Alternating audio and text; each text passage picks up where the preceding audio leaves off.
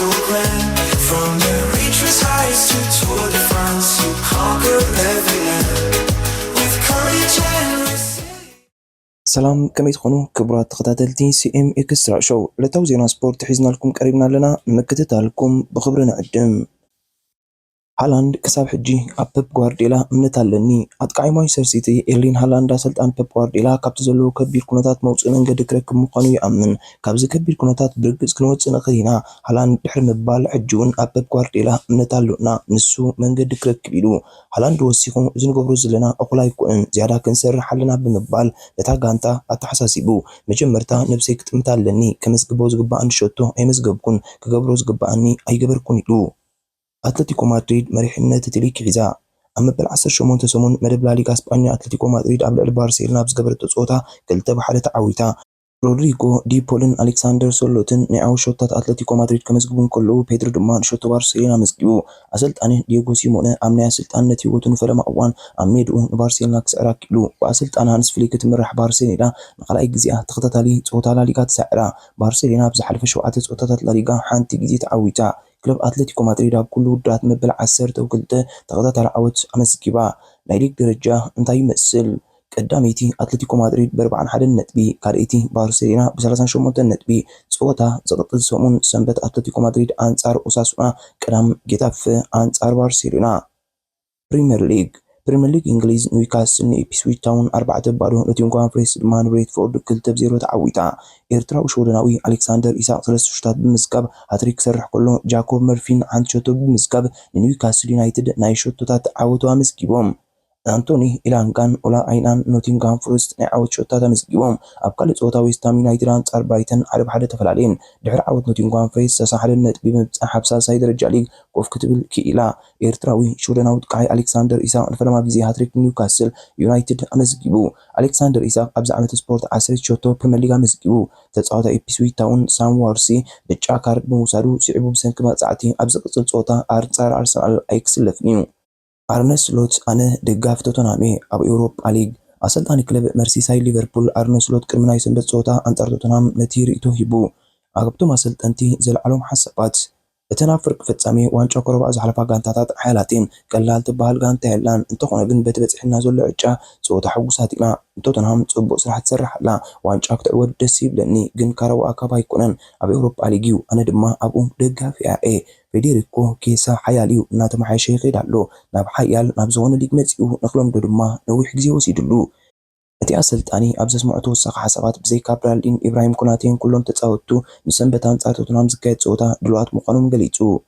ምባፔ ምስ ሮናልዶ ዘይምፅዋቱ ኣጥቃዒ ሪያል ማድሪድ ኪልያን ምባፔ ምስ ክርስቲያኖ ሮናልዶ ሓቢሩ ዘይምፅዋቱ ካብቲ ዘይሰመረሉ ሕልምታቱ ምዃኑ ገሊጹ። ንሮናልዶ እናነቐን ከመረኣዩ እናጠመተን ዝዓበየ ምባፔ ወዲ 13 ዓመት እንከሎ ኣብ ሜዳ ማድሪድ በርናቡ ክዛወል ዕድል ረኺቡ ነይሩ። ምስቲ ቆልዓ እንከሎ ኣብ መናድቕ መደቀሲኡ ስእሊ ብምልጣፍ ቀጻሊ እናርኣዮ ዝዓበየ ፖርቱጋላዊ ድንቂ ተፃዋታይ ክራኸብ ድማ ክኢሉ ነይሩ። ምባፔ ፕሮፌሽናል ተፃዋታይ ኣብ ዝኾነሉ ከዓ ምስ ክለቡ ፒኤስጂን ሃገሩ ፈረንሳይ ብምዃን አንጻር ክርስቲያኖ ሮናልዶ ተፃዊቱ እዩ። ብሓባር ክፃወት ግን ዕድል ኣይረኽብን።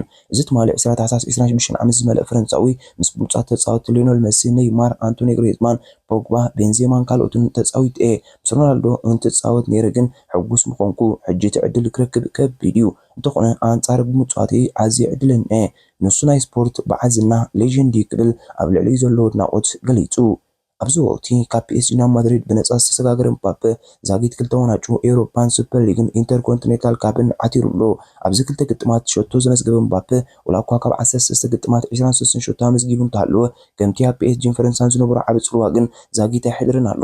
ካብ 2009 ክሳብ 2018 9 ዓመታት ማልያ ማድሪድ ዝለበሰ ሮናልዶ ኣብ 468 ግጥማት 450 ሸቶታት ብምቁፃር ናይ ኩሉ ግዜ ዝለዓለ ምዝጋብ ሸቶ ዛጋንታ እዩ። ምባፔ ነዚ ክብረ ወሰን ክበፅሖ ከዓ ኣዝዩ ነዊሕን ፃዕርን ዝሓትትን እዩ። ነዊሕ መገዲ ድማ ይፅበዮ። ዲያዝ ንኣስታት ወርሒ ካብ ፀወታ ክርሕቕ እዩ። ተኸላኻሊ ማንሲቲ ሩበን ዲያዝ ብሰንኪ ዘጋጥሞ ሓድሽ መጉዳእቲ ንኣስታት ወርሒ ካብ ፀወታ ክርሕቕ ከም ዝኽእል ዓላሚኡ ፔፕ ጓርዲዮላ ትማሊ ብዝገበሮ ጋዜጣዊ መግለፂ ሓቢሩ። ጓርዲዮላ ዝወሰነ ተኸላኻሊ እዩ። ኣብቲ ቢማን ዩናይትድ 2-1 ዝተሰዓረሉ ናይ ዝሓለፈ ሰንበት ናይ ደርቢ ፀወታ ናብ ጨዋዳ ፀገም ምግባሩ ገሊጹ። ድሕሪ 75 ደቂቕ ፀወታ ገለ ነገር ተሰሚዕዎ ክፃወቱ እኳ ደልዩ እንተነበረ መጉዳእቲ ግን ኣጋጢሞሎ ድማ ኢሉ። እዚ ስፓኛዊ ሰልጣኒ ሲቲ ሓንቲ ካብተን ወሰንቲ ተጻወትቲ ብዝተፈለየ መጉዳእቲ ዝኸሰራ ክለባት ምዃና ይፍለጥ። ንዓንዲ ሕቑኣ ዝኾነ ሮድሪ ነዚ ወቕቲ ሙሉእ ከሲራቶ ዘላ እዛ ናይ ዝሓለፈ 4 ዓመታት ቻምፕዮን ፕሪምየር ሊግ ዝኾነት ክለብ ስቶንስ ኮቪቫችን ናብ ልምምድ ምምላሶም ገሊጻ ኣላ። ብሰንኪ መቕጻዕቲ ኣብ ናይ ደርቢ ፀወታ ዘይተሰለፈ ሬኮ ሉዊስ መቕጻዕቲ ወዲኡ ክምለሳ እንከሎን ተኸላኻላይ ናታን ኣኬ ግን ኣይክጥቀመሉን እዩ። ብዘይካዚ ጓርዲዮላ ድሕሪ መቀናቕንቶም ማን ዩናይትድ ኣብ ሜድኦም ዝተሰዓረሉ ናይ ዝሓለፈ 8 ፀወታ ጽቡቕ ከም ዘይነበረ ገሊጹ እንተኾነ ናብ ብቕዓቶም ከም ዝምለሱ ርእሰ ተኣማንነት ከም ዘለዎ ይዛረብ።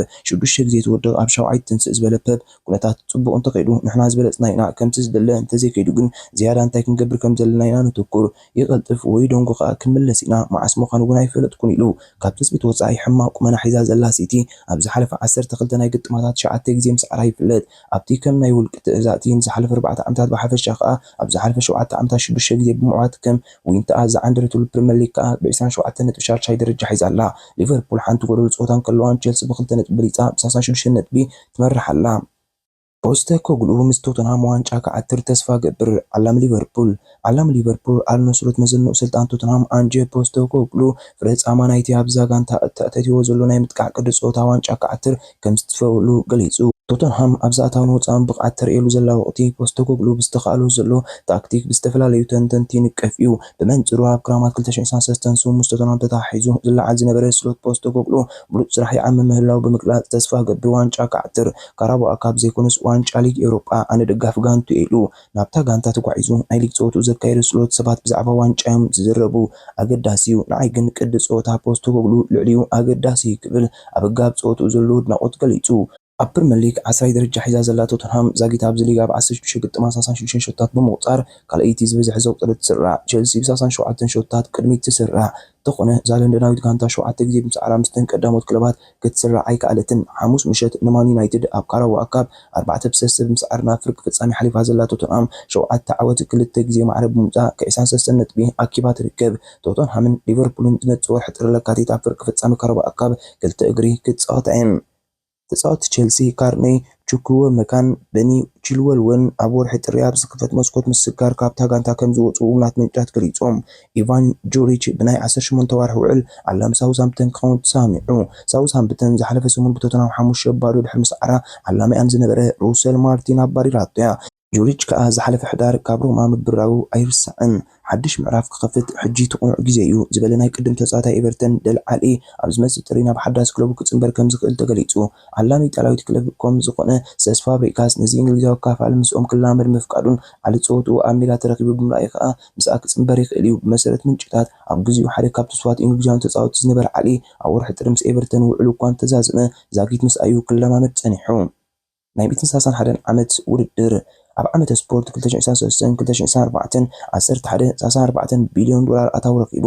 ኣብቲ ውድድር ሳተፍ ሓንቲ ክለብ ካብ 2001 ዓመተ ምህረት ትሸጦ ዝነበረ ማእከላይ ገምጋም 256 ሚልዮን ዶላር ክኸውን ከሎ ኣብዚ ሕጂ እዋን ግን 4.42 ቢልዮን ዶላር በፂሑ ኣሎ።